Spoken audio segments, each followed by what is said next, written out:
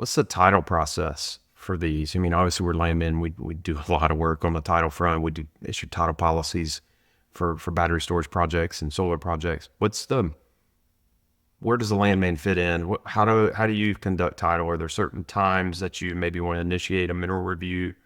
Like, what's the process there? Ideally, we'd get on it as soon as possible.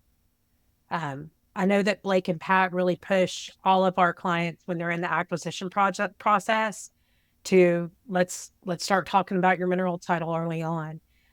It would be great if when we get a signed option agreement, we immediately roll into the mineral title right then to get that vetted and figure out where we stand with that.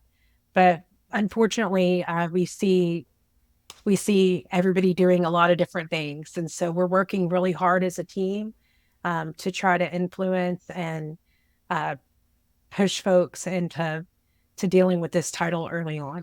So the same drivers that we see and that we preach on the solar side, like, hey, you need to know your minerals early, are applied to these battery storage projects.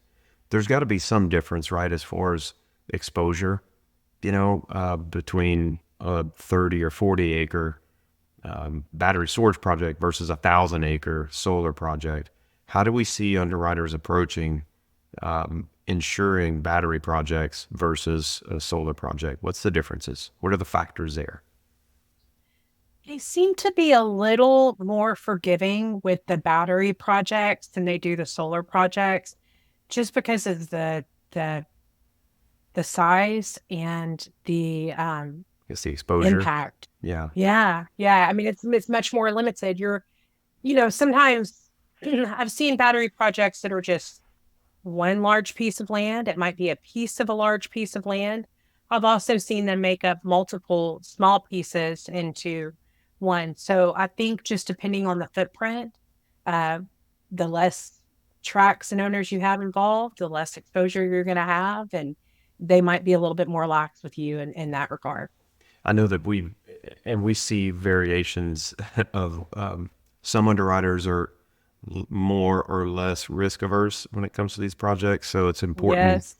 I mean, God, Dudley Selects carved out some business just by being pliable because we can go to different underwriters. Maybe some companies we see, well, we only use X. And what we always encourage our clients to do is don't be closed off to what underwriter you're going to work with. There are options. Different underwriters will look at particularly these battery storage projects differently than others. So it's important as a developer to kind of keep an open mind to who you work with from an insurance standpoint on these projects, because it may be the difference in whether you have to really go down a wormhole on your minerals or not, based on the factors of your project. And obviously, the takeaway is every project's unique and different. But you can't avoid the mineral review. You need to understand and know what your exposure is. But then you also need to know that you have options, right? Are those things that we're seeing guys on our projects that they tend to go different paths, or it's pretty straightforward on how they get to insurability? Or really, are we even there yet with some of these projects? I know we're in the land grab. What are we seeing? Are we seeing, I don't know, I may be putting you on the spot, but like, how many battery storage projects have been constructed in Texas in the last 12 months? I don't know that I know. Uh, you know, quite a few actually. We have clients in all different phases. We have some clients who are already constructing their site. We have some clients who are just starting to construct, and we have some that construction's not even on the radar yet, right? So it's all different, just depending on each different client has their own methodology and system and has their own pace. Some move faster than others.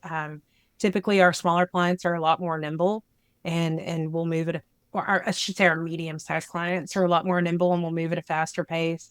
So it's all over the place. Happy to take you and show you one that is actually being constructed now in the greater Houston area. Yeah, I'm starting to see it. I know some of our solar clients have actually converted portions of their projects to battery storage and seeing those pretty interesting.